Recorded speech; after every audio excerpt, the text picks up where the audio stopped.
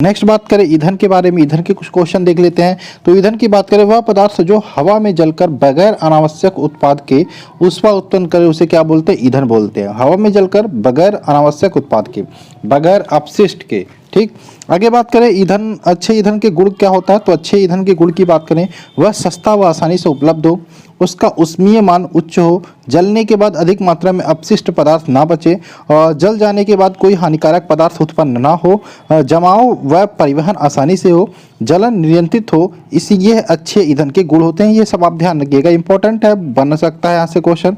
अच्छे ईंधन का ऊष्मीय मान क्या होना चाहिए? उच्च होना चाहिए। कौन सा मिश्रण कोल गैस कहलाता? तो ध्यान रखिएगा H2CH4 और CO, इसका जो मिश्रण होता है उसे हम कोल गैस बोलते हैं। कार्बन मोनोऑक्साइड व नाइट्रोजन गैस के मिश्रण को क्या बोलते हैं? तो कार्बन मोनोऑक्साइड और नाइट्रोजन गैस के मिश्रण को बोलते हैं प्रोड्यूसर गैस। नेक्स्ट बात करें प्राकृतिक गैस की मुख्यतः होता है, तो प्राकृतिक गैस में मुख्यतः होता है मीथेन, जिसे हम CH4 बोलते हैं। नेक्स्ट बात करें नॉर्मल ब्यूटेन तथा आइसोब्यूटेन का द्रवीभूत किया हुआ मिश्रण क्या कहलाता है? तो कहलाता है क्या? द्रवित पेट्रोलियम गैस। आगे बात करें सुरक्षा की दृष्टि से खाना पकाने वाली जो LPG गैस में क्या मिलाकर गंधयुक्त बनाया जाता है? ध्यान रखिएगा, सुरक्षा की दृष्टि से खाना पकाने वाली LPG गैस में जो एथिल मरकैप्टन होता है वो मिलाकर उसे गंधयुक्त बनाया जाता है। ठीक, क्या होता है जब एथिल मरकैप्टन मिला दिया जाता है LPG में, तो वो जब भी लीकेज होता है तो वो महकने लगता है और लोगों को पता चल जाता है कि हाँ LPG महक रहा है, लीक हो रहा है, तो इससे वो बचाव का उपाय ढूंढते हैं। नेक्स्ट बात करें गोबर गैस में मुख्यतः होता है, तो गोबर गैस में बात करें मीथेन होता है। LPG के मुख्य रूप से कौन सी गैस होती है? तो ब्यूटेन होती है। वाटर गैस किन दो गैसों का मिश्रण होता है? तो वाटर गैस की बात करें CO+H2 गैसों का मिश्रण होता है। नेक्स्ट, जिस न्यूनतम ताप पर कोई पदार्थ जलना शुरू करता है उसे क्या बोलते हैं? ज्वलन ताप। नेक्स्ट, श्वसन किस प्रकार की क्रिया है? तो श्वसन की बात करें मंद दहन क्रिया है। नेक्स्ट बात करें बिना किसी बाहरी उष्मा के संपीड़ित होने वाली दहन क्रिया को क्या कहते हैं? स्वतः दहन। नेक्स्ट, अग्निशमन यंत्रों से भरा सोडियम बाइकार्बोनेट घोल किससे क्रिया करके कार्बन डाइऑक्साइड गैस बनाता है? तो गंधक व अम्ल से क्रिया करके ये कार्बन डाइऑक्साइड गैस बनाता है। नेक्स्ट, सोडियम बाइकार्बोनेट को अग्निशमक के रूप में क्यों प्रयोग किया जाता है? क्योंकि आग की गर्मी प्राप्त कर वह CO2 उत्पन्न कर सकता है। आगे बात करें अग्निशमन यंत्रों में बोतल में रखे सांद्र सल्फ्यूरिक अम्ल के साथ किसका सांद्र विलयन रखा जाता है? तो जो अग्निशमन यंत्र होते हैं उसमें सोडियम कार्बोनेट और सल्फ्यूरिक अम्ल के साथ यहाँ पे विलयन रखा जाता है। नेक्स्ट, पेट्रोल से लगी आग बुझाने के लिए किसका प्रयोग किया जाता है? तो झाग वाला फोम का प्रयोग किया जाता है। LPG का पूरा नाम लिक्विड पेट्रोलियम गैस। CNG का पूरा नाम पूछे तो कंप्रेस्ड नेचुरल गैस होता है। देखो यहाँ पे एक रिवीजन करने की कोशिश कर रहे हैं हम, ठीक है, अच्छे से आप पढ़ चुके होंगे, अभी तो एग्जाम टाइम है इसलिए हम जल्दी जल्दी कर रहे हैं, क्योंकि आपका हम यही चाहेंगे कि आप जो भी हो 1.5 घंटे में लगभग 5 जो भी 1000 क्वेश्चन है वो आप कर लो।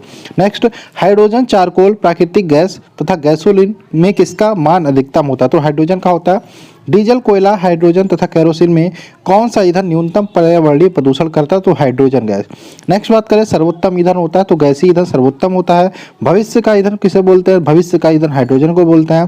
नेक्स्ट बात करें स्वतः दहन पाया जाता है किसमें? फास्फोरस में। ठीक, एथिलीन ब्रोमाइड को पेट्रोल में मिलाने से क्या प्राप्त होता है? तो एथिलीन ब्रोमाइड को पेट्रोल में मिलाने पे यह क्या होता है? यह ईंधन का ऑक्टेन संख्या जो होता है वो बढ़ा देता है। ठीक, ईंधन का ऊष्मीय मान ज्ञात करने के लिए किस उपकरण का प्रयोग करते हैं? तो बम कैलोरीमीटर।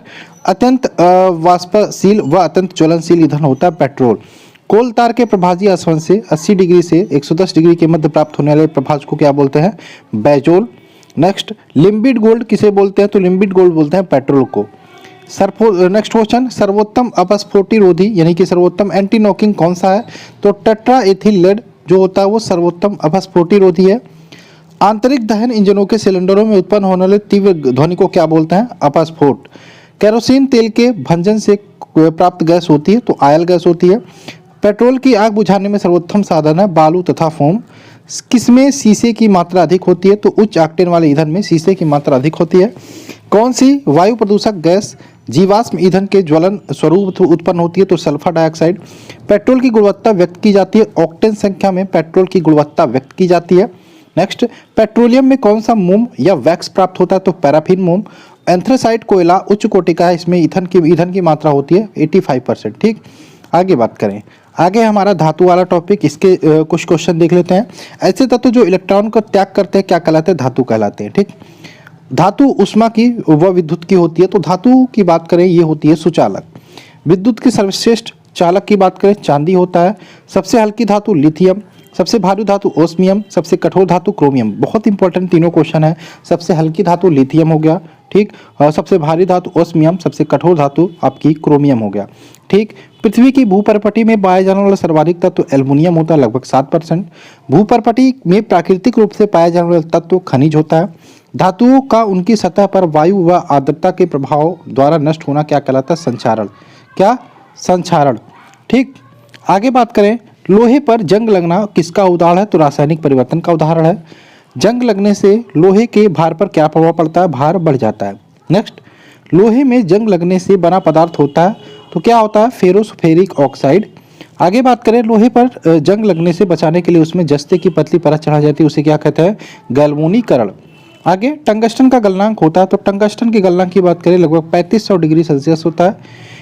एक रेडियो सक्रिय तत्व फ्रांसियम। फ्रांसियम क्या होता है? रेडियो सक्रिय तत्व होता है, ठीक। आगे बात करें, आतिशबाजी के दौरान हरा रंग होता है, तो हरा रंग किसकी उपस्थिति के कारण होता है? बेरियम की उपस्थिति के कारण। नेक्स्ट, धातुओं में सबसे अधिक अधात्वर्थ है, तो सोना चांदी धातुओं में सबसे अधिक अधात्वर्थ है। कैंसर रोग के इलाज के लिए उपयोगी होता है, तो कोबाल्ट के समस्थानिक कैंसर के रोगी के उपचार के लिए उपयोग किए जाते हैं। रेडियम का निष्कर्षण किया जाता है पिच प्लेट के द्वारा। वायुयान के निर्माण में कौन सी धातु प्रयोग हो जाती है? पैलोडियम। कौन सी धातु कमरे के तापमान पर द्रव अवस्था में होती है? गैलियम। किसका उपयोग जल को मृदु बनाने में होता है? जियोलाइट का उपयोग। नेक्स्ट, नाइक्रोम किसका मिश्र धातु है? तो नाइक्रोम की बात करें निकिल, क्रोमियम, आयरन का मिश्र धातु होता है। आगे, विद्युत हीटर की कुंडली में प्रयुक्त तार होता है नाइक्रोम का। सबसे शुद्ध लोहा होता है वह क्यों? पिटवा लोहा, ध्यान रखिएगा, सबसे शुद्ध लोहा होता है क्योंकि इसमें कार्बन की मात्रा कम होती है। फोटोग्राफी प्लेट में उपयोग होता है सिल्वर ब्रोमाइड का, ध्यान रखिएगा, फोटोग्राफी प्लेट जो होती है उसमें सिल्वर ब्रोमाइड का उपयोग किया जाता है। और कृत्रिम वर्षा, देखो कृत्रिम वर्षा कराने के लिए किसका उपयोग होता है? सिल्वर आयोडेट का। बहुत इंपॉर्टेंट है ये क्वेश्चन, ये ठीक है। बादलों में जो बादल होते हैं, जो पानी वाले बादल होते हैं, उस पर क्या किया जाता है? सिल्वर आयोडाइड छिड़क दिया जाता है, जिससे वहाँ पे वो बादल होते हैं वो वर्षा कर देते हैं। नेक्स्ट बात करें, सोना को कठोर बनाने के लिए उसमें मिलाया जाता है तांबा या चांदी। किसको झूठा सोना बोलते हैं या बेवकूफ़ों का सोना बोलते हैं? तो आयरन पायराइट्स को। सफ़ेद सोना किसे बोलते हैं? प्लेटिनम को।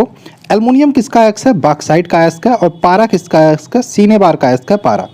आगे बात करें, कुछ अधातु व मिश्र धातु के क्वेश्चंस को देख लेते हैं। आधुनिक आवर्त सारणी के अनुसार कितने अधात्विक तत्व हैं? तो 22 अधात्विक तत्व हैं, जिसमें 11 गैस है, 1 द्रव है और 10 ठोस हैं। द्रव अवस्था में किस स्थित अधातु है? तो द्रव अवस्था में स्थित अधातु की बात करें ब्रोमीन होता है। अधातु विद्युत की होती है तो कुचालक होती है। अपवाद इसमें है ग्रेफाइट, ये ध्यान रखिएगा, सुचालक होता है। नेक्स्ट बात करें, हाइड्रोजन के समस्थानिक होते हैं तो प्रोटीरियम, ड्यूटेरियम, ट्राइटियम, ये हाइड्रोजन के समस्थानिक होते हैं। ड्यूटेरियम के ऑक्साइड को कहते हैं तो भारी जल बोलते हैं। साधारण जल का कितना भारी जल होता है? तो यहाँ पे बात करें साधारण जल में कितना भारी जल होता है? तो 7000 भागों में 1 भाग भारी जल होता है, D2। नेक्स्ट बात करें, भारी जल का उपयोग होता है तो भारी जल का उपयोग न्यूट्रॉन में मंदक के रूप में किया जाता है और ड्यूटेरियम में यौगिक बनाने में। जो जल साबुन के साथ आसानी से झाग दे उसे बोलते हैं, उसे मृदु जल बोलते हैं। और जो जल साबुन के साथ कठिनाई से झाग दे उसे बोलते हैं कठोर जल। जल की अस्थायी कठोरता होती है, तो जल की अस्थायी कठोरता की बात करें उसमें घुले कैल्शियम और मैग्नीशियम के बाइकार्बोनेट के कारण होती है। और जल की ये अस्थायी हो गया। अस्थायी कठोरता की बात करें उसमें कैल्शियम और मैग्नीशियम के सल्फेट व क्लोराइड, नाइट्रेट के आदि के लवणों के घुले के, देखो यहाँ पे फिर से बताने की कोशिश करते हैं, कन्फ्यूजन सा हो जाता है, इसमें बार बार क्वेश्चन गलत होता है, ठीक है। आपसे पूछे जल की अस्थायी कठोरता किसके कारण होती है? तो जल की अस्थायी कठोरता की बात करें उसमें घुले कैल्शियम मैग्नीशियम के बाइकार्बोनेट के कारण होती है। तो अस्थायी के कारण किसके कारण होती है? कैल्शियम और मैग्नीशियम के बाइकार्बोनेट के कारण। और जल की अस्थायी कठोरता की बात करें तो उसमें घुले कैल्शियम व मैग्नीशियम के सल्फेट है, बाइकार्बोनेट नहीं, सल्फेट, क्लोराइड, नाइट्रेट आदि लवणों के घुले रहने के कारण अस्थायी कठोरता होती है। कौन सी अधातु दोनों प्रकार की कठोरता दूर करती है? तो सोडियम कार्बोनेट। जल की अस्थायी कठोरता दूर करने की विधि है परम्यूटेट विधि। वायुमंडल में कितना परसेंट नाइट्रोजन है? 78%।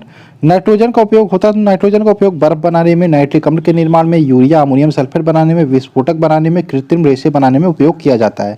अक्रिय गैसें, निष्क्रिय गैसें, नोबल गैसें, तीनों एक ही नाम है। की बात करें आवर्त सारणी के किस वर्ग में रखा गया है?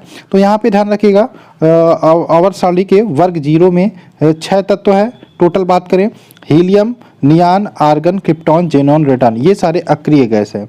अगर जो बात करें हीलियम गैस के उपयोग की, तो गुब्बारे के भरने में, मौसम संबंधी अध्ययनों में, ठंडी वायु वाली नाभिकीय भट्टियों में, गोताखोरों को अधिक गहराई में सांस लेने के लिए ऑक्सीजन के साथ हीलियम मिला दिया जाता है। नेक्स्ट बात करें, वायुमंडल में सबसे ज़्यादा पाया जाने वाला अक्रिय गैस होता है आर्गन। क्लोरीन के उपयोग की बात करें तो हाइड्रोक्लोरिक अम्ल बनाने में, मस्टर्ड गैस बनाने में, ब्लीचिंग पाउडर बनाने में क्लोरीन का उपयोग किया जाता है। पीतल के मिश्रण की बात करें, पीतल किसका मिश्रण है? पिताजी, यानी कि पी से पीतल हो गया, ता से हो गया तांबा और जय से हो गया जिंक। जिंक और तांबे का मिश्रण होता है पीतल। कांसा की बात करें तो तांबा और टिन का मिश्रण होता है कांसा। गन मेटल की बात करें, कापर, जिंक और यहाँ पे टिन का मिश्रण होता है क्या? Gun metal. टाका, सोल्डर किसका मिश्रण होता है? जो सोल्डर हम जोड़ते हैं तारों को, टिन तथा सीसा का मिश्रण होता है, इसको भी आप ध्यान रखिएगा। आगे बात करें कुछ मानव निर्मित पदार्थ हैं, इनको भी देख लेते हैं। डायनामाइट का आविष्कार किया था अल्फ्रेड नोबेल ने। आरडीएक्स का पूरा नाम पूछता है यहाँ पे, research and developed explosive, research and developed explosive. RDX का रासायनिक नाम तो साइक्लो ट्राइमिथाइल नाइट्रोटेमाइन, ठीक है, आरडीएक्स का रासायनिक नाम हो गया। आरडीएक्स की विस्फोटक ऊष्मा होती है 1510 किलो कैलोरी प्रति किलोग्राम। टीएनटी का पूरा नाम ट्राइनाइट्रोटोलुइन। टीएनटी की विस्फोटक गति 6900 मीटर पर सेकंड। और टीएनपी का पूरा नाम पूछे, ट्राइनाइट्रो रेहनॉल। टीएनपी का अन्य नाम पिक्रिक अम्ल भी बोलते हैं। टीएनजी का पूरा नाम पूछे, ट्राइनाइट्रोग्लिसरीन। नेक्स्ट आपका डायनामाइट का मुख्य घटक होता है टीएनजी। साबुन बनाने की क्रिया को कहते हैं साबुनीकरण।